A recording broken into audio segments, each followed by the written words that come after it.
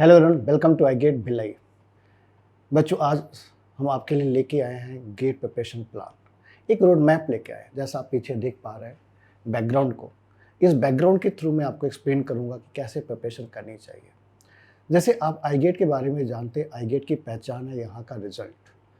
अब यहाँ का रिजल्ट बिल्कुल सच्चा रिजल्ट, जेन्युइन रिजल्ट, बिना फेक। और आप फाइंड आउट कर सकते हैं उन बच्चों को, सोशल मीडिया में सर्च कर सकते हैं, लिंक्डइन में सर्च कर सकते हैं, सारे पोस्ट हमारे टैग हुए हैं। और यहाँ पर कंटेंट बहुत ही फंडामेंटल से स्टार्ट करके और जो हाई लेवल का चाहिए क्वेश्चन बनाने के लिए, एक्चुअल जो कंटेंट चाहिए वो हम बच्चों को प्रोवाइड करते हैं। इसीलिए यहाँ पे बच्चे बल्क में रिजल्ट जनरेट कर पाते हैं।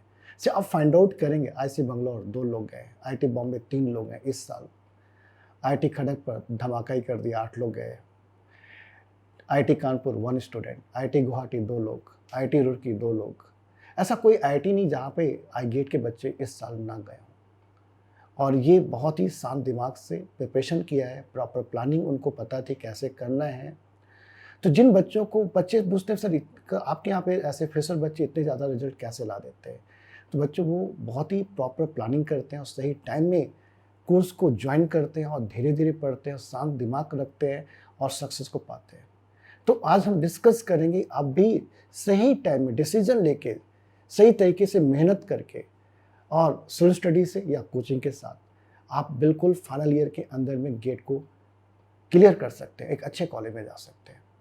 और अच्छे कॉलेज में जाना इसलिए भी जरूरी है बच्चों की, चूँकि देखो यार, प्लेसमेंट चाहिए हमें, एक तगड़ा प्लेसमेंट चाहिए। तगड़ा प्लेसमेंट आपको कोडिंग के थ्रू भी मिल सकता है, DS एल्गोरिथम करके भी मिल सकता है, लेकिन जो ब्रांड नेम कॉलेज है जैसे IIT, IIITs, टॉप NITs, इनको आप पैसे से नहीं खरीद सकते। इसलिए कॉम्पिटिटिव एग्जाम निकालने से क्या होता है, यदि आप 3 टायर कॉलेज के अंदर में हैं तो एक टॉप मोस्ट कॉलेज में पहुँच के अपनी लाइफ पूरा चेंज कर सकते हैं, 100% चेंज कर सकते हैं। और मैंने देखा है लोगों को चेंज करते हुए। अभी कल एक स्टूडेंट मुझसे मिलने आया था, मेरा एक स्टूडेंट IIIT बंगलौर से पढ़ा, अभी वो माइक्रोसॉफ्ट में स्विच किया है, 70 लाख इन हैंड पैकेट। अभी इंडिया में इतना ज़्यादा पैकेज मिल रहा है लोगों को, इतना ज़्यादा पैसे मिल रहे हैं जॉब के अंदर में, ठीक है, तो कि आपको बाहर जाने की ज़रूरत नहीं, इंडिया में रह के ही आप MTech करके और अच्छी जगह पे आप पहुंच सकते हैं। इन्वेस्टमेंट भी कम और प्लेसमेंट भी अच्छा, और घर में हम लोग रहते हैं। इंडिया में अपने को, हम लोग जो इंडियन है ना, सबसे जो नेगेटिव बोल सकते हैं, आप पॉजिटिव भी बोल सकते हैं इस चीज़ को, हम लोग इमोशनल बहुत ज़्यादा अपनी फैमिली, रिलेटिव, फ्रेंड के टच में रहते हैं। इमोशनली हम लोग सबसे ज़्यादा रहते हैं, ये हमारा एक बिग पॉइंट है। तो हम लोग भी फॉरेन वॉरेन जाते भी हैं तो बहुत टाइम में दिमाग में आता है यार इंडिया वापस चलते हैं, कुछ करते हैं, लेकिन अपॉर्चुनिटी नहीं दिखती हमें, इसलिए हम इंडिया वापस लौटने के बारे में सोच नहीं पाते हैं। लेकिन अब इंडिया चेंज हो रहा है, बहुत तेज़ी से चेंज हो रहा है। पहले किसी किसी का सुनने में आता था यार इंडिया में 70 लाख किसी का पैकेज है, 61 लाख किसी का पैकेज है, 1.4 करोड़ किसी का पैकेज है। आज तो भाई मैं देख रहा हूँ कि जनरल वे में ये पैसे मिल रहे हैं लोगों को। इंडिया के अंदर में सारी बड़ी कंपनीज खुल चुकी है, बस आपको मेहनत करके एक अच्छे कॉलेज में पहुंचना है। उसके लिए आपको मेहनत करना पड़ेगा, थोड़ा सा प्लान करना पड़ेगा, दिमाग को शांत रखना पड़ेगा, और लग के तैयारी करेंगे तो 101% आप अपने आप को उस जगह पे ले जा सकते हैं। और इंडिया में रहकर कहीं भी आपको भटकने की ज़रूरत नहीं है, और अपनी फैमिली के साथ में रहकर, अपने लोगों के बीच में रहकर उस पैसों को कमा सकते हैं जो लोग फॉरेन जाके करते हैं। और फॉरेन जाना मतलब आप अपने सोशल लाइफ से बिल्कुल हट जाते हैं, आप अपनी फैमिली से दूर हो जाते हैं। तो हमें सही टाइम में सही मेहनत कर लेनी चाहिए, जिससे कि हम अपने लोग के बीच में भी बने रहें और एक अच्छा पैकेज भी, क्योंकि ये तो नहीं बोल सकते यार कि पैकेज इंपॉर्टेंट नहीं है, पैसा लाइफ में इंपॉर्टेंट नहीं है। यदि ऐसा होता तो क्यों इतने दिनों तक हम स्कूलिंग में पढ़ते हुए आए, फिर कॉलेज में गए, फिर कॉलेज से अभी आगे भी संघर्ष तो कर ही रहे हैं ना। तो ये तो नहीं बोल सकते हैं। तो पैसा भी इम्पॉर्टेंट है लाइफ के लिए, एक अच्छी लाइफ जीने के लिए और समाज को भी सेवा करने के लिए, दोनों के लिए। ठीक है बच्चों, चलो स्टार्ट करते हैं हम लोग यहाँ पे कि किस तरीके से गेट की प्रिपरेशन हम करें यहाँ पर। तो सबसे पहला स्टेप तो यही है बच्चों कि कोई भी कॉम्पिटिटिव एग्जाम आप प्रिपेयर करना चाहते हैं तो सबसे पहले दिमाग में ये आना चाहिए, भाई हमें क्या नहीं पढ़ना है। यदि ये चीज़ आपके दिमाग में आ जाए कि ये सारी चीज़ें हमें नहीं पढ़नी है, तो 50% तुम्हारी प्रिपरेशन ऐसे ही होगी, सीधी सी बात है। क्योंकि यदि आप ऐसे चीज़ों को पढ़ रहे हैं जो आपके सिलेबस में नहीं है, जो आपके लिए इंपॉर्टेंट नहीं है, तो अननेसेसरी आपका टाइम क्या हो रहा है, वेस्टेड हो रहा है, खराब हो रहा है।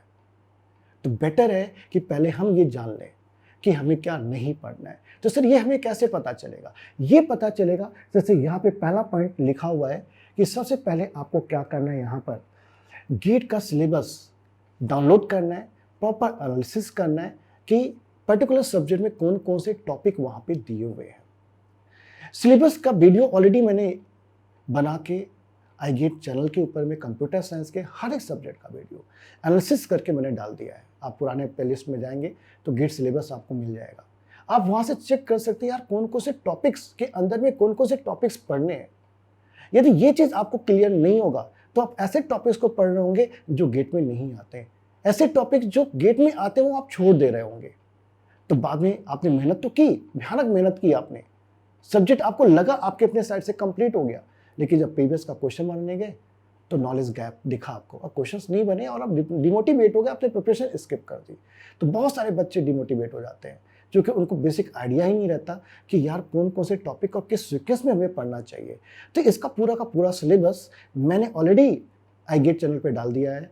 ठीक, आगे मैं फिर से एक बार और उस सिलेबस को एनालाइज कर दूंगा इन फ्यूचर। ठीक है, लेकिन अभी किसी बच्चे को चाहिए कि सर अभी मुझे चाहिए चैनल पे जाके देखना, तो आप चैनल पे जाके प्लेलिस्ट में जाके गेट सिलेबस पे जाके आप देख सकते हैं। वो सारे टॉपिक्स आपको कवर करने हैं। यदि वो टॉपिक्स कवर आप नहीं करेंगे तो आपको बिल्कुल नॉलेज गैप होगा, और नॉलेज गैप होगा तो आप क्वेश्चन पे बिल्कुल अटैक नहीं कर पाएंगे। तो सबसे पहला स्टेप यही है बच्चों यहाँ पर कि आपको क्या करना है, गेट का जो सिलेबस है प्रॉपर वे में एनालाइज करना है।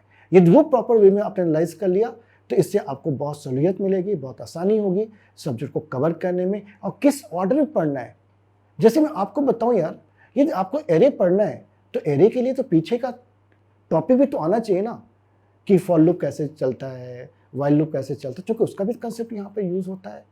ठीक है, यदि आपको पीछे का नहीं आता तो आगे नहीं कर सकते।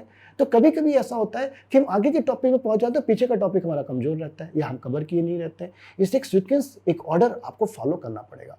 तो बहुत इंपॉर्टेंट है कि इस ऑर्डर में चलिए आप, क्योंकि हम लोग भी यहाँ पे पढ़ाते हैं जो सब्जेक्ट को आई गेट के अंदर में बिल्कुल बेसिक फंडामेंटल से स्टार्ट करते हैं। मतलब आपको क्या बताऊँ, मैं यहाँ से स्टार्ट करता हूँ सी के अंदर में कि यहाँ पर what is the purpose of programming language, क्या पर्पज है, क्यों पढ़ते हैं प्रोग्रामिंग लैंग्वेज हम लोग। ठीक है, सिग्नेचर कैसे लिखते हैं यार प्रिंटफ स्कैनफ का, बहुत से बच्चों से पूछो what is the signature of printf, what is the signature of scanf, वो भी नहीं बता पाते, जबकि वो बी कंप्लीट कर चुके हैं, उसके बाद भी कंप्लीट सिग्नेचर नहीं लिख पाते हैं। तो ये आपका नॉलेज गैप है बच्चों यहाँ पर। तो जैसे मैं ऑपरेशन की बात करूँ, ऑपरेशन के अंदर में ऑपरेशन की जान क्या है, सिंक्रोनाइजेशन, तो पता चलता बच्चा सिंक्रोनाइजेशन ढंग से नहीं पढ़ा, बाकी सब पढ़ लिया और गेट में क्वेश्चन आ रहा है सिंक्रोनाइजेशन से। तो हर एक टॉपिक अपने लिए इंपॉर्टेंट है और सीक्वेंस में चीज़ों को कवर करना काफ़ी इंपॉर्टेंट है। यदि आप रैंडम ऑर्डर में पढ़ रहे हैं, और प्रॉपर टाइम देना काफ़ी इंपॉर्टेंट है सब्जेक्ट को कवर करने के लिए। ठीक है, तो पहला स्टेप तो ये है बच्चों कि आप सिलेबस को देख लो, और दूसरा पॉइंट इसमें बोला कि आप सब्जेक्ट का वेटेज देख लो कि कौन सा सब्जेक्ट हमारे लिए काफ़ी इंपॉर्टेंट है।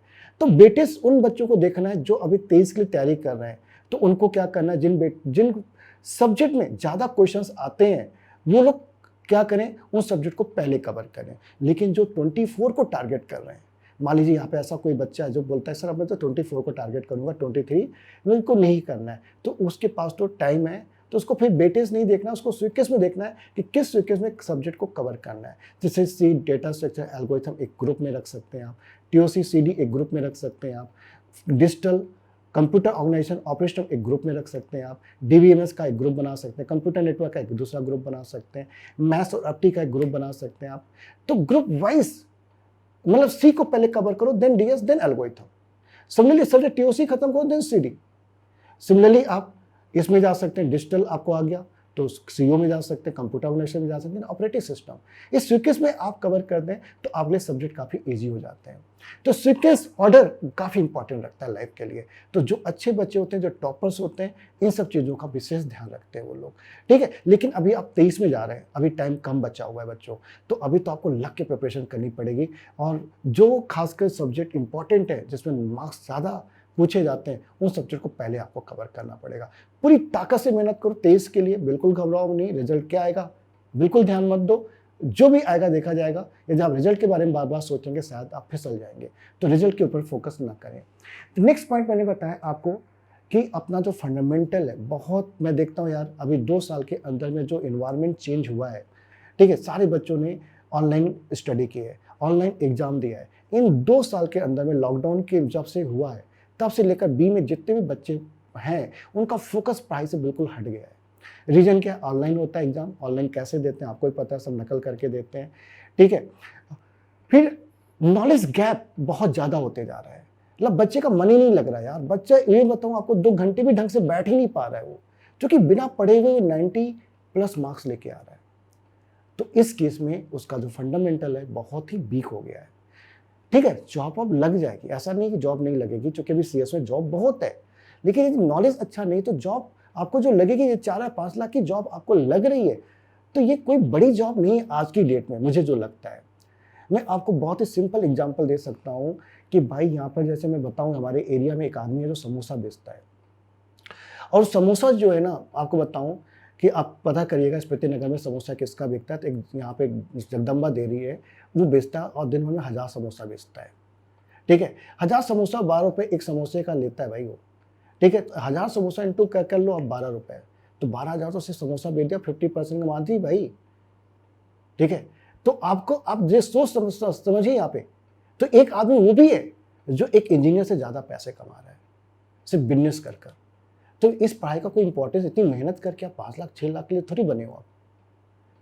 कोशिश करो जब तक टाइम है आपके पास, कोशिश करो एक अच्छी जॉब, एक अच्छा पैकेज कम एज में लग जाए, जिससे कि 45 तक ईयर तक अच्छी मेहनत करके पैसे इकट्ठा करके उसके बाद लाइफ को धीरे से, ठीक है, आराम से बिताया जाए।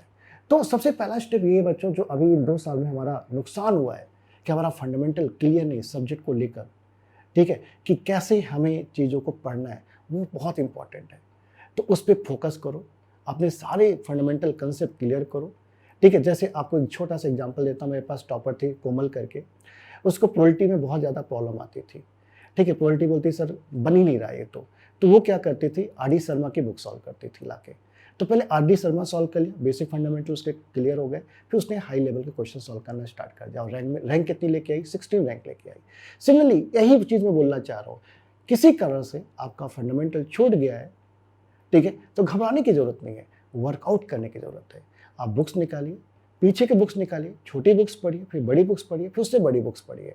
बुक्स पढ़ के, या जैसे हम लोग तो पूरा का पूरा फंडामेंटल चीज़ें क्लियर कर देते हैं बच्चों को। मतलब आपको मैं बताऊँ, यहाँ पे सी में हम लोग यहाँ पर 90 आवर्स तक पढ़ाते हैं, क्वेश्चंस खूब कराते हैं, खूब फंडामेंटल कराते हैं। लोग बिटवाइज ऑपरेटर को कैसे इम्प्लीमेंट करना है ये नहीं पता होता है। यदि किसी से पूछ लो यहाँ पे भाई, टिल्ड, प्रिंट ऑफ, ABC, ऐसा मैं लिख के दे दूँ उसको, और यहाँ पे लिख दूँ भाई A, find the value of A, तो लोगों को पता नहीं रहता है। एकदम छोटी छोटी चीज़ें लोगों को पता नहीं रहता है। तो सबसे पहला स्टेप यही है कि आपको अपना फंडामेंटल काफ़ी क्लियर करना है। जैसे पॉइंटर पढ़ना है, पॉइंटर स्टार्ट करें, बिल्कुल घुस जाओ पॉइंटर में, हर एक चीज़ पढ़ो आप पॉइंटर के अंदर में। वाइड पॉइंटर क्या होता है, नल पॉइंटर क्या होता है, वाइड पॉइंटर क्या होता है, फॉर पॉइंटर क्या, नियर पॉइंटर क्या है, ठीक है। तो जितने भी टाइप के पॉइंटर्स हैं, ठीक, डैगलिंग पॉइंटर क्या, सबको पढ़ो। ऐसे करके हर सब्जेक्ट में क्या होता है, बिल्कुल घबराओ मत, भले टाइम लग रहा है, टाइम लगेगा लेकिन नॉलेज बढ़ेगा। नॉलेज बढ़ेगा तो क्वेश्चन बनाते समय आपको टाइम फिर कम लगेगा। यदि आपका नॉलेज गैप होगा तो क्वेश्चन में आपको बहुत ज़्यादा टाइम लगेगा, तो आप प्रॉपर वे में चीज़ें नहीं कर पाएंगे। तो सेकेंड स्टेप ये है कि पूरा फोकस करो कि प्रॉपर नोट्स बनाओ आप सब्जेक्ट का, हर सब्जेक्ट का एक प्रॉपर नोट्स बनाओ। सब्जेक्ट का प्रॉपर नोट्स आपके हाथ में रहेगा तो आपका कॉन्फिडेंस लेवल क्या होगा, क्योंकि आपके पास हथियार आ चुका है। हथियार आ गया तो आप उसको के थ्रू आप अटैक कर सकते हो क्वेश्चन के ऊपर। तो पहला स्टेप यही करना है कि प्रॉपर नोट्स करो, फंडामेंटल पे फोकस करो, उसके बाद फिर आगे बढ़ो आप। उसके बाद आपको क्या करना है, यदि आपका सब्जेक्ट खत्म हो गया है, तो बहुत सारे लोग क्या बोलते हैं सर हमारा ये सब्जेक्ट खत्म हो गया है, ठीक, खत्म नहीं मानते उसको। यदि सब्जेक्ट खत्म हो गया तो आपका 100% सब्जेक्ट कंप्लीट नहीं हुआ है अभी भी। क्यों नहीं कंप्लीट हुआ सर, आपने सिर्फ सब्जेक्ट को पढ़ा है, इसका मतलब आपने सिर्फ 60% काम किया है। मैं तो सच्चाई बताऊं आपको, 60% नहीं 50% काम किया, सिर्फ सब्जेक्ट को खत्म किया मेरे भाई। अभी आपको उसके क्वेश्चन प्रैक्टिस करने हैं, प्रीवियस के क्वेश्चन बनाने, कम से कम 3 बार बनाने हैं सारे क्वेश्चंस। सारे नहीं भी कर पा रहे हो, एटलीस्ट 80-90% कवर करने हैं, कोशिश करने हैं आपको। जो टॉपर्स होते हैं वो लोग इतना कवर करते हैं। जब प्रीवियस के क्वेश्चन बना लो तो ये समझ जाओ कि 25% 30% और आपने कवर कर लिया है। तो यहाँ के जैसे बुकलेट मिलती है आई गेट के अंदर में, जो नॉन गेट क्वेश्चंस रहते हैं, गेट में नहीं आए रहते हैं, तो बच्चे उनको भी प्रैक्टिस करते हैं, उससे भी उनका कॉन्फिडेंस काफ़ी बढ़ जाता है। प्लस प्रीवियस के क्वेश्चन पूरे बनाते हैं, उससे ये पता चल जाता है कि यार वो किस टॉपिक के अंदर में वीक हूं और किस टॉपिक में अपने स्ट्रांग हो चुका हूं। तो प्रीवियस के क्वेश्चन बनाने के बाद ही आपको पता चलेगा कि कहां पे चीजों को आप कनेक्ट नहीं कर पा रहे हैं। इसलिए प्रीवियस के क्वेश्चन बनाना बहुत जरूरी है। तो जब आप सब्जेक्ट कंप्लीट करते हैं तो उसको 100% मत बोला करिए। आपने नोट्स बना लिया है, आपने 3 बार रिवीजन कर लिया है, तब भी उसको आप 50% ही मानिए कि 50% काम खत्म किया है। फिर उसके बाद आप ये मानिए 30% जब आप यहाँ की बुकलेट सॉल्व कर लीजिए, जब यहाँ के प्रीवियस के क्वेश्चन सॉल्व कर लीजिए। जब ये 2 काम आप कर लेते हैं तब मानिए कि 80% काम आपने कवर कर लिया, लेकिन अभी भी 100% नहीं हुआ है। ठीक है, जब प्रीवियस के क्वेश्चन सॉल्व करेंगे तो अपने वीक पॉइंट्स निकालिए। वीक पॉइंट निकालना एक खूबी है भाई, मतलब इसमें कोई डरने की बात नहीं है।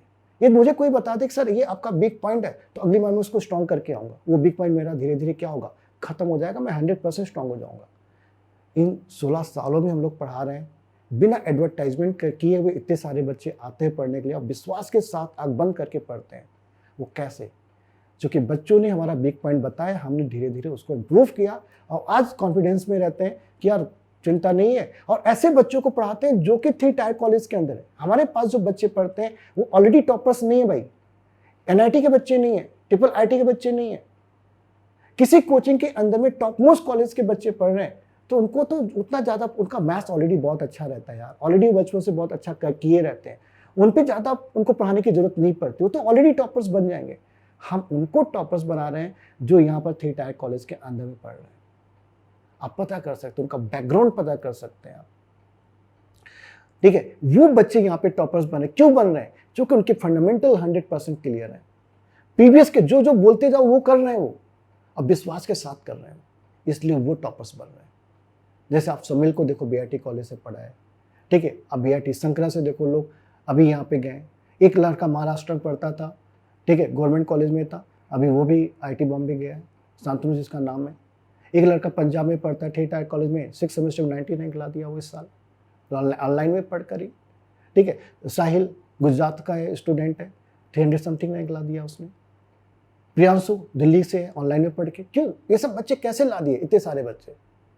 क्योंकि इन लोगों ने एक भी क्लास मेरी मिस नहीं की है और पूरे नोट्स को जैसे मैंने बताता गया वैसा नोट्स बनाते गए। फिर उनको मैंने बोला प्रीवियस के क्वेश्चन 60% मैंने खुद ही करवा दिया प्रीवियस के क्वेश्चन, और उसके बाद जो बच गया मैंने बोला इसको अब तुमको अटैक करना है। उन लोगों ने अटैक किया। फिर उसके बाद जब आप प्रीवियस के कर लिए, आपने अपना स्ट्रॉन्ग पॉइंट निकाल लिया कि आपका स्ट्रॉन्ग पॉइंट क्या है, आपका वीकनेस पॉइंट क्या है, और उस वीकनेस पॉइंट को रिसर्च करो। रिसर्च करने का मतलब ये होता है कभी कभी एक ही क्वेश्चन के 3-4 सॉल्यूशंस बनते हैं। ठीक है, तो ट्राई करो, 3-4 सॉल्यूशन ट्राई करो, बन रहा है तो सोच के देखो। एनालिसिस इंपॉर्टेंट है भाई, जितना ज़्यादा एनालिसिस करेंगे उतना आपके लिए बेटर रहेगा, आपका सर्कल बड़ा होगा, साथ में आपको शॉर्ट तरीके समझ में आएंगे। यार इसको इतना सोचने के बजाय ऐसे सोच के शॉर्टकट में बना सकते हैं, तो शॉर्ट तरीके आपको अपने आप खुद ही आने लगेंगे। ठीक है, और एक ग्रुप यदि आपके पास अच्छा है जो आपके साथ प्रिपरेशन कर रहा है गेट की, तो वो भी आपके लिए बहुत ही प्लस पॉइंट है कि आपस में आप डाउट डिस्कस कर सकते हैं। अभी इस साल हमने आई गेट के अंदर में एक टीचर ही मैंने अपॉइंटमेंट कर दिया है जो इसका काम है डेली ग्रुप में 10 से 12 क्वेश्चन पोस्ट करना, उसका सोल्यूशन पोस्ट करना और सारे बच्चों का डाउट क्लियर करना, और हर संडे को लाइव क्लास लेके सबका डाउट क्लियर करना। तो जो बच्चों को डाउट ज़्यादा रहता है वो लोग उस क्लास को अटेंड करते हैं और उनका डाउट सर क्लियर करते हैं। इस साल से मैंने ये चीज़ अप्लाई कर दिया है यहाँ पर, जिससे कि बच्चों को नुकसान न हो। कुछ डाउट तो हम भी बता देते हैं, जैसे कभी कभी मैं क्लास में ज़्यादा बिजी रहता हूँ, तो इसलिए मैंने एक परमानेंट टीचर दे दिया है कि आपका काम ही है कि हर दिन क्वेश्चन भेजो, हर दिन उनका सोल्यूशन भेजो और हर संडे को उनकी लाइव क्लास लो। तो ये सब चीज़ें आपको भी करना है। हफ्ते भर पढ़ने के बाद आपको ये देखना है क्या क्या डाउट्स अभी भी मेरे पड़े हुए हैं, आप संडे बैठ के उन डाउट को क्या करो, क्लियर करो। ठीक है, सर से करो या टीचर से पूछो या दोस्तों से पूछो, जैसा भी करो, लेकिन डाउट क्लियर होना बहुत जरूरी है। तो वीक पॉइंट आपको क्या करना है, स्ट्रॉन्ग करना है, बहुत स्ट्रॉन्ग करना है, तभी आप अच्छा कर पाएंगे, अदरवाइज मुश्किल हो जाएगा। नेक्स्ट पॉइंट यहाँ पर ये है कि आप गेट पढ़ने के लिए ना राइट रिसोर्स चाहिए आपको। ठीक है, यदि आप ऐसी चीज़ों से पढ़ रहे हैं जो राइट रिसोर्स नहीं है आपके पास, ठीक है, तो फिर आप शायद लैग कर जाए, लोगों से काफ़ी लैग कर जाए।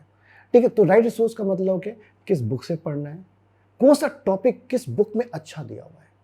कभी कभी क्या होता है एक ही बुक में सारी चीज़ें नहीं दी रहती हैं, तो एक पर्टिकुलर टॉपिक इस बुक में बहुत अच्छा दिया हुआ है, ठीक है। कुछ ऐसे भी रहते हैं टॉपिक, उसी टॉपिक का सेकंड पार्ट किसी बुक में और अच्छा दिया है। जैसे पाइपलाइनिंग की बात करूं, यदि मैंने पाइपलाइनिंग जब पढ़ाया तो मैं काई हवांग की भी बुक खोल के देखा, पढ़ा, तो वहाँ पे मैपिंग वगैरह बहुत अच्छा दिया हुआ है, वहाँ पर आपको पाइपलाइन के बारे में बहुत अच्छा दिया हुआ है। तो मैंने उस बुक को भी बच्चों को प्रेफर किया, बोला मैंने रेफरेंस दिया, बच्चों उस बुक को भी तुम लोग देख सकते हो।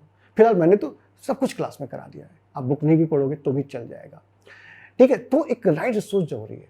दूसरा एक चीज़ और मैंने ड्रॉबैक देखा है, इस साल में देख रहा हूँ, ऑनलाइन में क्या हो रहा है कि बच्चे क्या हो रहा है ना, उनको पता नहीं रहता और कहीं भी किसी भी जगह पे कोचिंग ज्वाइन कर लेते हैं, ठीक है। और टीचर को देखकर कि ये टीचर पढ़ा रहा है वहाँ पे जाता हूँ, पता चलता है वो टीचर वहाँ पे है ही नहीं, जिस टीचर को देख के गए वो छोड़ चुका है। तो बच्चा एक बार फीस दे दिया, फंस गया हो। मेरे पास ऐसे ऐसे बच्चे अभी ज्वाइन कर रहे हैं जो ऑलरेडी 40,000 45,000 कहीं पे पे किए थे और वो दोबारा बेचारे यहाँ पे फीस दे के पढ़ रहे हैं। बोलते सर वहाँ तो 15 घंटे में सब्जेक्ट को ख़त्म कर देते हैं, 20 घंटे में सब्जेक्ट को ख़त्म कर देते हैं, ठीक है। तो बच्चों ये बताओ, तो 20 घंटे में सब्जेक्ट को खत्म हो रहा है, ऑपरेटिंग सिस्टम 20 घंटे में खत्म हो रहा है, 30-35 घंटे में सीओ खत्म हो रहा है। इसका मतलब क्वेश्चंस बिल्कुल नहीं करा रहे हैं, वो सिर्फ थ्योरी करा रहे हैं वो, और भी मेन पॉइंट्स आपको बताते जा रहे हैं। तो उससे क्या होगा, उससे भी नॉलेज गैप होगा, आप रिकनेक्ट नहीं कर पाओगे टॉपिक्स को, तो वो जल्दबाजी में होगा और एक भी क्वेश्चन आपसे नहीं बनेगा। जैसे शांतनु भी कहीं पे ज्वाइन किया था पहले और ऑनलाइन में ज्वाइन किया था, हैदराबाद में ज्वाइन किया था, फिर बाद में वहाँ पे उसने 35,000 पे कर चुका था, 70% कोर्स खत्म हो गया। जब प्रीवियस के क्वेश्चन सॉल्व करने गया नहीं बना, फिर उसको कहीं से पता चला आई गेट के बारे में, फिर दोबारा उसने पैसे दे के यहाँ पे पढ़ा, तब उसकी रैंक यहाँ पर आई, IIT बॉम्बे जाकर उसने ज्वाइन कर लिया। तो उसने खुद ही मुझे अपना एक्सपीरियंस शेयर किया, सर वो इतनी फास्ट, इतनी जल्दी पढ़ाते, इतना कम पढ़ाते थे कि आप उसमें पूरा निचोड़ नहीं मिलता था सब्जेक्ट का, वो फीलिंग नहीं आता था, खत्म तो हो जाता था लेकिन एक फील नहीं आता था, एक हैप्पीनेस नहीं आता था। लेकिन आपके पास पूरा कंटेंट पढ़ने के बाद सब्जेक्ट की एक फीलिंग आ गई कि सब्जेक्ट में हो क्या रहा है, तो हमें हर टॉपिक लिंक हो गया, हर चीज़ विजुलाइज होने लगा, तो हमसे क्वेश्चन ईजिली बनने लगे। तो बहुत जरूरी है, यदि आप राइट प्लेस पर नहीं है, ठीक है, तो बहुत मुश्किल है। और ये ऑनलाइन में बहुत धोखा हो रहा है लोगों के साथ, क्योंकि ऑनलाइन में यूट्यूब एक माध्यम है एडवर्टाइजमेंट का, तो सभी लोग करते हैं। मैं किसी को इसमें गलत नहीं बोलूँगा, मैं भी करता हूँ, मैं भी वीडियोस डालता हूँ, ठीक है। अब इसमें बच्चे का किस्मत है यार, वो किन को चूज़ कर रहा है और कैसे आगे बढ़ रहा है। इसलिए उस कोचिंग को मेरे हिसाब से ज्वाइन कर लेना चाहिए, यदि कोचिंग ज्वाइन करने का मन है तो। वैसे बिना कोचिंग के भी आप अच्छी रैंक ला सकते हैं, कुछ बच्चे ऐसे रहते हैं सब स्टडी करके भी अच्छी रैंक ला सकते हैं, क्योंकि उनके पास फुल प्लान रहता है या उनका सीनियर उनको गाइड कर देता है, कोई ना कोई वो कैसे से कनेक्ट होके वो गाइडेंस ले लेते हैं कि कैसे करना है। या कुछ बच्चे तो ऐसे भी रहते हैं, अपना पूरा दिमाग, अपना ब्रेन लगा के पूरा प्लान बना के चीज़ों को कवर कर लेते हैं। आजकल तो बहुत रिसोर्स अवेलेबल है ऑनलाइन के अंदर में, मतलब फ्री ऑफ कॉस्ट भी आप तैयारी कर सकते हैं, बस उसमें हाईली आपको मोटिवेटेड रहना पड़ेगा। तो खासकर उस कोचिंग में आप ज्वाइन करो जहाँ पे टीचर परमानेंट हो। टीचर परमानेंट कैसे मिलेगा आपको, ऐसी कोचिंग जो पर्टिकुलर सीएस के लिए हो, ठीक है, प्लस वो जो वहाँ का मालिक वही पढ़ा भी रहा हो, जिससे कि आप डायरेक्टली उससे कनेक्ट हो सकें, डायरेक्टली उसको अपनी बातें, अपनी फीलिंग बता सकें, वो आपको डायरेक्टली गाइड कर सके। आप ऐसी जगह पे जा रहे हैं जहाँ पे सारी ब्रांच चल रही है, ठीक है, तो आपको फोकस नहीं करेंगे वो लोग, वो सिर्फ मनी मेकिंग कर रहे हैं, बस आपको मोटिवेट करेंगे, अच्छी अच्छी बातें आके यूट्यूब पे बोलेंगे और आप फंसे रहिए, इन्फ्लुएंस में रहिए। और इंडिया में तो ऐसे ही होता है, लोग इन्फ्लुएंस में बहुत ज़्यादा रहते हैं, जब लॉस हो जाता है 2 साल 1 साल के बाद तो पता चलता है कि मेरा कैरियर पीछे हो गया है। तो बिल्कुल इन्फ्लुएंस मत रहिए लोगों के, अपना ब्रेन यूज़ करिए और सही ढंग से आगे बढ़िए बच्चों आप, ठीक है। तो पहला पॉइंट आपको क्या करना है, ग्रेड सिलेबस को एनालाइज करना, प्रॉपर वे में एनालाइज करना है, क्या पढ़ना है ये जानना बहुत जरूरी है, क्या नहीं पढ़ना है ये जानना बहुत जरूरी है। वेटेज आपको सब्जेक्ट का देखना कि हाईली वेटेड सब्जेक्ट कौन से जिसमें मार्क्स ज़्यादा आते हैं, मार्क्स से क्वेश्चन ज़्यादा आते हैं। फंडामेंटल बहुत ही ज़्यादा फोकस करना है। फंडामेंटल आपको क्या करना है, बिल्कुल बारीकी से पढ़ना, व्हाट इज कंप्यूटर से पढ़ना, नाउन के पूरा कुछ नहीं आता है, फिर आपको नोट्स प्रिपेयर करना है आपको। उसके बाद प्रीवियस के सब्जेक्ट खत्म होने के बाद बिल्कुल मत सोचो मेरा सब्जेक्ट 100% खत्म हो गया। सब्जेक्ट खत्म करने के बाद आपको प्रीवियस के क्वेश्चन सॉल्व करना है। तो सब्जेक्ट खत्म करना मतलब 50%, फिर प्रीवियस के क्वेश्चन सॉल्व के 50%, तो 80% है कि आप पहुंच पाए। राइट सोर्स अपना वीकनेस पॉइंट, हाँ जब प्रीवियस के क्वेश्चन सॉल्व करोगे तो आपको अपने वीकनेस पॉइंट पता चलेंगे, उस पर उसको स्ट्रॉन्ग करना, उस पर रिसर्च करना है, उस टॉपिक को गूगल में डाल दो, कहीं ना कहीं आपको उस पर लिंक्स मिल जाएंगे, 4-5 लिंक स्टार्टिंग की आ जाती हैं आजकल, तो आप वहाँ पे जाके एनालिसिस करो। बच्चे आपस में डिस्कस किए रहते हैं, जो फोरम्स रहते हैं, डिस्कशन फोरम्स रहते हैं, वहाँ पे डिस्कशंस रहते हैं, वहाँ पे जाके आप देख सकते हैं, बहुत हेल्प होगा, बहुत बेनिफिट मिलेगा आपको। तो वहाँ से आपके वीक पॉइंट्स भी क्या हो जाएंगे, काफ़ी स्ट्रांग हो जाएंगे। राइट रिसोर्स फाइंड करना बहुत ज़रूरी है, राइट बुक्स फाइंड करना बहुत ज़रूरी है। और उसके लिए भी बुक्स वगैरह क्या फॉलो करना, ऑलरेडी मैंने यूट्यूब पे वीडियोस डाला हुआ सिलेबस डिस्कशन में, वहाँ पे जाके आप देख सकते हैं। कोचिंग वगैरह चूज़ करिए तो बहुत सावधानी से करिए, क्योंकि ऑनलाइन में अभी क्या हो रहा है कि सारे टीचर्स इधर उधर भटकते रहते हैं, कि आप जिनको सोच के वहाँ पे जा रहे हैं, हो सकता है वो गायब हो जाए, वहाँ पे आपको ना मिले, तो आपका लॉस हो जाए। पैसा लॉस होना इंपॉर्टेंट नहीं है, इंपॉर्टेंट है टाइम लॉस होना। एक बार टाइम आपका बर्बाद हो गया तो आगे आपको बहुत मुश्किल जाएगा, मतलब 1 साल फिर और बर्बाद करना पड़ेगा। तो वो देखकर बहुत ही बुरा लगता है। और ख़ासकर उन बच्चों को जो बच्चे ज्वाइन भी कर लेते हैं लेकिन उसके बावजूद भी पढ़ाई नहीं करते, वो तो अपना बहुत ही ज़्यादा लॉस कर रहे हैं। आपने ज्वाइन कर लिया, कहीं पर भी ज्वाइन किया, तो एक बार पूरी हिम्मत के साथ तैयारी करो, बिना डरे हुए। इसके बाद सबसे इम्पोर्टेंट है यहाँ पर कि डेली प्लान तो आपको बनाना ही है, कि डेली आपको कितने घंटे पढ़ने हैं। ठीक है, यदि ये डिपेंड करता है यार कि आप 23 को टारगेट कर रहे हैं या 24 को टारगेट कर रहे हैं। यदि आप 23 को टारगेट कर रहे हैं तब वो टाइम आ चुका है कि आपको अभी मिनिमम 8 घंटे देने पड़ेंगे। कुछ कुछ बच्चे तो 12-12 घंटे दे रहे हैं, क्योंकि यहाँ 13 सब्जेक्ट हैं। ठीक है, मतलब 13 में डिस्क्रीट मैथमेटिक्स को अलग कर दिया हूँ, इसलिए 13 बोलो, नहीं तो आप 12 मान के चलो। तो यार 6 महीने हैं तुम्हारे पास में। कोई बच्चा आज से स्टार्ट कर रहा है तो 15 दिन में एक सब्जेक्ट खत्म करना है, जो कि पॉसिबल नहीं लग रहा है। तो आप ये कर सकते हैं, 2-3 सब्जेक्ट साइड में रख दो जो कम इंपॉर्टेंट है या एकदम डिफिकल्ट है, क्योंकि गेट में रैंक लाने के लिए सारे सब्जेक्ट पढ़ के जाने की जरूरत नहीं है। जितना पढ़े हो सॉलिड पढ़ो, उससे भी आपकी रैंक अच्छी आ जाएगी। मेरे पास लोग लाए हैं 6 सेम में 2 सब्जेक्ट नहीं आते, तो उसके बाद भी उनकी रैंक 85 थी। ठीक है, सुमिल को देख लो, आप 3 सब्जेक्ट नहीं पढ़ा, 600 रैंक लाया था लास्ट ईयर ही, 2021 में ऑनलाइन में ही पढ़कर मेरे पास से। ठीक है, तो ये बिल्कुल जरूरी नहीं है। तो ये बहुत इंपॉर्टेंट है कि अभी आपको डेली कितने आवर्स देने हैं। मतलब आपको, यदि आप यहाँ पे ज्वाइन किए हैं तो रिकॉर्डेड वीडियोस पूरे देखिए, फिर भी डाउट आ रहा है तो डिस्कशन करिए आप। ठीक है, तो मतलब टाइम बिल्कुल ख़राब मत करो, 10 से 12 घंटे टारगेट करो, जल्दी सिलेबस कवर करने की कोशिश करो। लेकिन आप 24 के लिए है तो आपके पास अच्छा टाइम है, प्रॉपर वे में सब्जेक्ट का, जल्दबाजी मत करो। जल्दबाजी करोगे तो आधा अधूरा पढ़ोगे तो कहीं ना कहीं गैप हो जाएगा नॉलेज का, फिर मुश्किल हो जाएगा। तो धीरे धीरे पढ़ो, प्रॉपर नोट्स बनाओ, प्रॉपर एनालाइज करो, पेपर्स के क्वेश्चन सॉल्व करो। ठीक है, तो आपका सब्जेक्ट धीरे धीरे स्ट्रांग होता जाएगा, काफ़ी अच्छा स्ट्रांग हो जाएगा। यदि आप 24 को टारगेट कर, लेकिन 23 को टारगेट कर रहे हैं तो थोड़ा स्पीड में रहना पड़ेगा और केयरफुली अपने आप को क्या करना है। ठीक है, मतलब हेल्थ पे भी ध्यान रखते हुए चीज़ों को क्या करना है, प्रॉपर वे में ख़त्म भी करना है। ठीक है, इसलिए ये डिपेंड करता है कि अभी कितने आवर्स देना है। बहुत सारे बच्चे बोलते हैं कि सर कितने आवर्स देना है। ये टोटली डिपेंड करता है कि आपका कितना सिलेबस हो चुका है और कितना सिलेबस अभी आपका बचा हुआ है। यदि आपके कुछ सिलेबस हो चुके हैं तो जो सिलेबस बचे हुए हैं उनके लिए आप प्लान कर लीजिए और कोशिश करिए। लेकिन कोई बच्चा बोलता है सर मैं अरे आज से स्टार्ट कर रहा हूँ, तो आज से स्टार्ट करो तो आपको फिर थोड़ा सा सिलेक्टिव चीज़ें करनी पड़ेंगी। सिलेक्टिव सब्जेक्ट कि कौन कौन से सब्जेक्ट इंपॉर्टेंट है, किन को हम कर सकते हैं। इम्पॉसिबल नहीं है, लेकिन एक चीज़ मैं बता देता हूँ, बहुत सारे लोग बच्चे मुझे फ़ोन करते हैं सर 23 के लाइफ में पूरा ख़त्म कर दो क्या। भाई अब मैं बताऊँ आपको, इस समय कोई भी कोचिंग वाला ये बोल रहा है कि मैं 23 के लिए लाइफ में पूरा ख़त्म कर दूंगा, ख़त्म तो कर देगा, लेकिन आप ख़त्म कर पाएंगे नहीं कर पाएंगे वो डाउट है। 12 सब्जेक्ट 6 महीने में, ठीक है, पूरा ख़त्म करना, पूरा प्रीवियस के क्वेश्चन बनाना और फिर उसके बाद टेस्ट प्रॉपरली लिखना थोड़ा सा मुश्किल होता है। हाँ, वो बच्चे कर सकते हैं जो बच्चे तेज हैं, जिनका बेस स्ट्रांग है।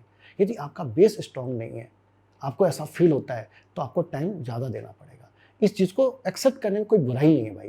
नहीं तो अदर क्या होगा कि हम कमज़ोर नहीं है, एक्सेप्ट भी नहीं कर रहे हैं और हवाई बातें कर रहे हैं, तो हमारा उसमें लॉस होने के चांसेस रहते हैं। तो पहले ये एनालिसिस करो कि मेरी अपनी कैपेसिटी कितनी है, उसी हिसाब से मेहनत करो। ठीक है, कोशिश करो। इसलिए बोला जाता है कि जितना जल्दी यदि आपका प्लान बन जाए और जितनी जल्दी आप चीज़ों को स्टार्ट कर लो, उतना ज़्यादा टाइम आपको मिलेगा एनालाइज करने का, रिसर्च करने का, टॉपिक के अंदर में, सब्जेक्ट के अंदर में, और उतना अच्छा परफॉर्म कर सकते हैं। तो इसलिए सही टाइम में सही चीज़ करना बहुत इंपॉर्टेंट रखता है। ठीक है, लेकिन डरने की ज़रूरत नहीं है, अभी भी आपके पास टाइम है, लग के करो। क्योंकि इसलिए मैं बोल रहा हूँ, देखो यार 6 महीने आपके हाथ में, अभी आज से मान लो आप स्टार्ट करते हो, इन 6 महीने आप तैयारी करते हो, किसी कारण से आपका मार्क्स कम हो गया तो आगे भी एग्ज़ाम्स होते हैं, बिट्स का एग्ज़ाम होता है, ट्रिपल आईटी हैदराबाद का होता है, फिर ट्रिपल आईटी दिल्ली का होता है। कुछ ऐसे एग्ज़ाम्स होते हैं जो गेट के थ्रू नहीं, नॉन गेट के थ्रू भी एडमिशन्स मिलते हैं। ऐसा आईएसआई कोलकाता हो गया, तो इसलिए ये तैयारी आपकी ख़राब नहीं जाएगी, तो 6 महीने भी बर्बाद कर दो आप। तो इसलिए बिल्कुल डरिए मत, लग के करिए, जो होगा देखा जाएगा। ठीक है, इसके बाद मैंने क्या बताया कि 50% अभी आपने सिलेबस कवर किया, प्रीवियस के क्वेश्चन यहाँ के बुकलेट सॉल्व किया, तो 30% और 80% हो गया। सबसे इंपॉर्टेंट है बेटा टेस्ट। आप कितनी भी तैयारी कर लो, कितना भी आप पढ़ लो और टेस्ट मत दो, 101% आपका रैंक फिसलेगा। ठीक, 100% फिसलेगा। मैंने देखा यार, मैंने कितने सारे बच्चों को यहाँ पे जिनकी प्रिपरेशन अच्छी थी, बार बार उनको समझाया, भाई टेस्ट सर जनवरी में दूंगा, सर जनवरी में दूंगा। अरे भाई जितना हो चुका उसका दे पहले, नहीं मानते थे बात। लास्ट में वही हुआ, फिसल गई रैंक। तो टेस्ट जितना तैयारी हो चुका है, जिस सब्जेक्ट का तैयारी हो चुका है, टॉपिक वाइज टेस्ट देना स्टार्ट कर दो। टेस्ट ही है जो आपको डेस्टिनेशन तक पहुंचा देगा। जो 20% गैप अभी भी बचा हुआ है, ठीक है, वो आपको टेस्ट कवर कर देगा। ठीक है, तो 3 चीजें आपको, ये मतलब सिंपल सा रास्ता है भाई। सब्जेक्ट खत्म करना है, प्रीवियस के क्वेश्चन करना है, बुकलेट बनानी है, टेस्ट देनी ही है, तभी आप अपने टारगेट को अचीव कर सकते हैं। इसको स्किप नहीं कर सकते। कोई भी चीज इसमें से ऑप्शनल नहीं है। सर इसमें से ऑप्शनल कौन सा है? कोई ऑप्शनल नहीं है, सब करना पड़ेगा आपको, यदि वाकई आप एक अच्छी रैंक लाना चाहते हैं। अदरवाइज अपने आपको धोखा दे रहे हो, घर वालों को धोखा दे रहे हो। फिर बोलोगे पापा कंपटीशन बहुत ज्यादा है। अरे भाई उसी कंपटीशन कुछ बच्चों ने तो अच्छा कर लिया ना, तो उन लोगों ने चीज़ों को प्रॉपर वे में एनालाइज करके, प्रॉपर वे में टाइम देके चीज़ों को किया। इसलिए जैसे आपका सी खत्म हो गया तो सी का टेस्ट दो, डीएस खत्म हुआ डीएस का दो, जो भी है टॉपिक वाइज टेस्ट। अभी सही टाइम है भाई, जुलाई चल रहा है, आज से स्टार्ट कर दो। जो जो सब्जेक्ट आपके खत्म हो गए उनका टेस्ट जरूर दो। मार्क्स कुछ भी आए उस पर फोकस मत करो। स्टार्टिंग मार्क्स कम आते हैं, धीरे धीरे मार्क्स क्या होते हैं, बढ़ते हैं। सीधी सी बात है यार, अभी कार चलाना है तो फर्स्ट टाइम एक्सीडेंट हो ही जाता है, मुझसे भी हुआ था। ठीक है, लेकिन जब धीरे धीरे आप चलाने स्टार्ट करो, उसके बाद कुछ समय के बाद 10 दिन बाद उड़ने लगते हो आप। सेम कहानी यहाँ पर, स्टार्टिंग मार्क्स कम आएंगे, लेकिन जैसे 10, 12, 20 टेस्ट आप लिखोगे तो आपका कॉन्फिडेंस बढ़ेगा और आपको मजा आने लगेगा। बिना टेस्ट के आप रह नहीं पाओगे, एक नशा टाइप का हो जाएगा आपको। तो जब आप टेस्ट देना स्टार्ट करोगे, स्टार्टिंग के कम से कम 20 टेस्ट, 25 टेस्ट के बारे में मत सोचो कि क्या हो रहा है। टेस्ट दो, एनालिसिस करो, टेस्ट दो, एनालिसिस करो, बस इतना करो। उसके बाद तो आपको हैबिट पड़ जाएगी, और एक बार हैबिट पड़ गई तो किसी को बताने की जरूरत नहीं है। तो टेस्ट वेरी इंपॉर्टेंट है। ठीक है, क्लियर पॉइंट यहाँ पे सभी को। ये सारे स्टेप फॉलो करेंगे तभी आप सही टाइम में सही रैंक ला पाएंगे, अदरवाइज मुश्किल जाएगा थोड़ा सा यहाँ पर। ठीक है, क्लियर पॉइंट यहाँ पे। इसके बाद प्रिपेयर करना है क्या, शॉर्ट नोट्स। देखो जब थ्योरी पढ़ते हो ना, तो हर थ्योरीज में, जैसे मैं आपको बताऊं ग्राफ थ्योरी आपने पढ़ा है, तो उसमें बहुत टॉपिक में फार्मूलेज मिलते हैं, बहुत से टॉपिक पे थ्योरम्स मिलते हैं। तो उसको, उन फार्मूलेज को, उन थ्योरम्स को एक पेज में लिख लो, 1 पेज में। 1 पेज से ज़्यादा नहीं, 15 पेज में नहीं लिखना भाई, 1 पेज में लास्ट में लिख लो। ठीक है, कि जब रिविजन करना हो तो उस पेज को आप रीड कर लो बस। सिमिलरली जब आप टेस्ट देते हैं, टेस्ट में कोई न्यू फार्मूलेज मिल गए, ठीक है, या न्यू कंसेप्ट मिल गए, न्यू थ्योरम्स मिल गए जो आपको आइडिया नहीं था, पढ़ा नहीं था या पढ़ाया नहीं गया था, ठीक है, उसको भी इमीडिएटली उसको कॉपी में नोट कर लो। तो शॉर्ट नोट्स आपके रिवीजन में काफ़ी हेल्प करेंगे। ठीक है, 2-3 बार ऐसे रिपीट कर लिया पूरे सब्जेक्ट को, उसके बाद आप शॉर्ट नोट्स एक बार देख लिए तो आधे घंटे पूरा सिलेबस दिमाग में आ जाता है, एनालाइज हो जाता है कि इसके अंदर ये टॉपिक्स था, ये ऐसे एनालाइज होता था, इसके अंदर ये कंसेप्ट थे। तो ये चीज़ करो हर सब्जेक्ट में, हर टॉपिक्स में जो फॉर्मूलेज मिल, हर सब्जेक्ट के जो मेन पॉइंट्स हैं, मेन थ्योरम्स है, मेन फॉर्मूलेज है, उन सबका एक शॉर्ट नोट्स बनाते जाओ। ठीक है, आगे आपको काफ़ी हेल्प होगी, बहुत ही ज़्यादा बेनिफिट होगा। रिवीजन तो हर इंटरवल पे आपको करना है। मतलब आप जैसे मन नहीं लग रहा है, आज पढ़ने का मन नहीं है, चलो आज रिवीजन कर लेता हूँ, तो हर इंटरवल पे आप रिवीजन करो। मतलब आप क्या करिए यहाँ पर कि 15 दिन के बाद या 1 महीने के बाद सब्जेक्ट को एनालाइज करो। ज़्यादा नहीं सब्जेक्ट को छोड़ दोगे, जो सब्जेक्ट हो चुके हैं तो आपको ऐसा लगेगा मैं पूरा भूल गया हूँ। भूलने की हैबिट सबकी होती है, ऐसा नहीं बोलूँगा कि सबको परमानेंटली याद रहता है, हर कोई स्वामी विवेकानंद नहीं है। ठीक है, कई बार पढ़ ली बस सब याद हो गया, सब हर कोई पूछता है, नेचुरल सा एक प्रोसेस है। लेकिन आपको हर इंटरवल पे एक रिवीजन करना है, 15 दिन में करो, 1 महीने में करो, रिवाइज जरूर करो। रिवीजन के साथ प्रैक्टिस जो आपने प्रीवियस के क्वेश्चन सॉल्व किए, जो बुकलेट सॉल्व किए, उसको भी एक बार रिवीजन कर लो। तो 2 से 3 बार रिपीट करने के बाद चीज़ें फिर ऑटोमेटिक आपके दिमाग में आ जाती हैं। फिर आप जब टेस्ट लिखते हो उसके थ्रू भी आपका रिवीजन हो जाता है, क्योंकि जब आप टेस्ट लिखने बैठते हो पूरा सब्जेक्ट दिमाग में घूमता है, तो उससे भी आपका रिवीजन हो जाता है, इसलिए डरने की ज़रूरत नहीं है। क्लियर पॉइंट यहाँ पे। दूसरा यहाँ पर है कि ये सब करने के बाद इम्प्रूव योर एक्यूरेसी। ये कैसे इम्प्रूव होगा? टेस्ट से ही होगा, क्योंकि टेस्ट आपको क्या करेगा? स्पीड प्रोवाइड करेगा। ठीक है, आप जब टेस्ट दोगे उस समय आप एक प्लान बनाओगे, यार टेस्ट को अटेम्प्ट कैसे करना है। स्टार्टिंग तो ठीक है, अभी स्टार्टिंग प्रैक्टिस के लिए आप मान के चलो टेस्ट दे रहे हो, लेकिन धीरे धीरे आपके दिमाग में एक ऑटोमेटिक प्लान आता जाएगा, यार 3 घंटे का पेपर है तो 1 मार्क्स को कितना टाइम देना है, 2 मार्क्स को कितना टाइम देना है। आपको ट्राई करना है 3 घंटे का पेपर जो अभी टेस्ट लिख रहे हो वो 2.5 घंटे 2 घंटे में खत्म हो जाए। जो गेट में सारे नए क्वेश्चन आएंगे तो वहां पे पूरे 3 घंटे लगने वाले हैं। लेकिन अभी जो टेस्ट आप दे रहे हो, टॉपिक वाइज टेस्ट दे रहे हो तो 1 घंटे का होगा, तो आप ट्राई करो 40 मिनट 45 मिनट खत्म हो जाए। ट्राई करो, नहीं होता तो 1 घंटे लो, कोई दिक्कत नहीं। तो एक्यूरेसी जो गलती हो जाती है, आते हुए भी हम लोग गलती कर देते हैं, कैलकुलेशन मिस्टेक कर देते हैं, एक डर जाते हैं चीज़ों को देखकर। तो वो डर भगाना है, अभी पहला स्टेप है डर भगाना है, वो सब टेस्ट से ही होगा। एक्यूरेसी भी आपकी डेवलपमेंट कैसे होगी? जैसे जैसे टेस्ट देते जाओगे, ऑटोमेटिक एनालाइज करते जाओगे, आपकी एक्यूरेसी अच्छी होती जाएगी, आपका स्पीड क्या होगा? बढ़ते जाएगा, टाइम आप मैनेज करने लगोगे। ठीक, आपका नॉलेज इंप्रूव होगा। तो टेस्ट से ही होगा, आपका नॉलेज इंप्रूव होगा, आपका टाइम मैनेजमेंट होगा। ठीक, आपकी एक्यूरेसी क्या होगी? आपकी स्पीड क्या होगी? बढ़ेगी। जितना ज़्यादा टेस्ट उतना ज़्यादा नॉलेज, उतना ज़्यादा टाइम मैनेजमेंट, उतना ज़्यादा एक्यूरेसी अच्छी होगी। तो ज़्यादा से ज़्यादा टेस्ट देने की कोशिश करिए, बिल्कुल घबराइए मत, बिल्कुल डरिए मत, अदरवाइज नॉलेज होते हुए भी आप कहीं ना कहीं लैग कर जाएंगे। ठीक, ये इंपॉर्टेंट है। दूसरा पॉइंट है यहाँ पर, create a positive environment around you. ठीक है, एक पॉजिटिव एनवायरनमेंट होना चाहिए। मैंने देखा यार बहुत सारे बच्चे क्या होते हैं ना, प्रिपरेशन बहुत ही अच्छी, मतलब एकदम जोश के साथ तैयारी करते हैं, ठीक है, लेकिन उनके आसपास गेट का हो सकता है एनवायरनमेंट थोड़ा कम हो, तो बेचारे फिसल जाते हैं। कैसे कि उनका दोस्त प्लेसमेंट की तैयारी कर रहा है तो उसकी तैयारी वो स्टार्ट कर देते हैं, या उनका दोस्त जावा कर रहा है तो जावा की तैयारी स्टार्ट कर देते हैं। या वो बार बार ऐसा देखते हैं यहाँ पर कि सबका गोल अलग अलग है ना, सबका गोल अलग अलग, तो अपना गोल कभी भी किसी और को देखकर चेंज नहीं करना चाहिए मेरे हिसाब से। क्योंकि देखो यार, कोई भी लैंग्वेज आपको पढ़नी है, कोई भी लैंग्वेज, जावा हो या किसी भी टाइप की लैंग्वेज हो, 1 महीने से ज़्यादा नहीं लगेगा, वो लेवल आप अचीव कर लोगे। लेकिन गेट की तैयारी 1 महीने में नहीं हो सकती है। तो फर्स्ट प्रायोरिटी गेट को दो, बाकी ये दिमाग में सेट करके बैठो, भाई इसको मैं बैठूंगा ना तो 1 महीने में आराम से कर लूँगा। तो यहाँ पर वही चीज़ करते हैं। अभी जो टॉपर्स थे पूरा फोकस उन्होंने गेट में किया, गेट निकालने के बाद 2 से 3 महीने का टाइम बचा, पूरे लीड कोड के 200-300 क्वेश्चन सॉल्व कर डाले। अभी तो एमटेक करने जा रहे हैं भाई, 800-900 क्वेश्चन बना डालेंगे वो, तो अच्छा टाइम मिलता है आपको।